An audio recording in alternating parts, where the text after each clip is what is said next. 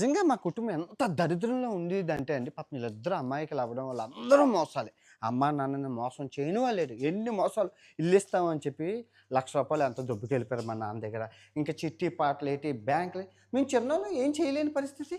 మా దరిద్రాన్ని మేము ఎలా పోగొట్టుకోవాలి?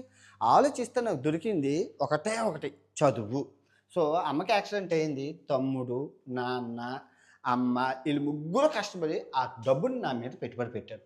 పెట్టుబడి పెట్టినందుకు గాను కష్టపడి చదివి అమెరికాలో జాబ్ కొట్టాను. దరిద్రం చిటికలో పోయింది. 6 సంవత్సరాలు కష్టపడ్డాను.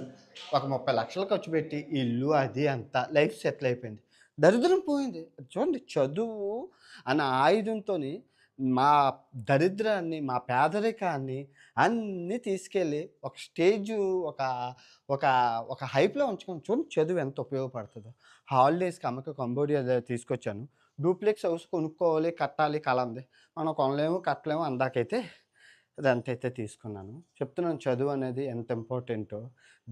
ఇంక నేను ఒక్కడిని చదువుకోకుండా సక్సెస్ అవ్వకపోయుంటే నా ఫ్యామిలీ ఆ పేదరికం మధ్య తరగతిలోనే గవర్నమెంట్ ఇచ్చిన పథకాలు తీసుకుంటూ అలాగే ఉండిపోదును.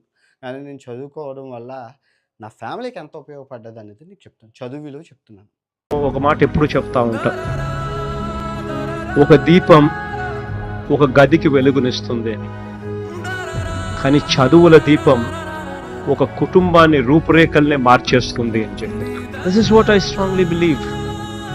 మనం ఏదైనా నెక్స్ట్ జనరేషన్కి ఏదైనా మనం ఇవ్వగలిగే ఆస్తి ఏదైనా ఉంది అని అంటే అది చదువులు.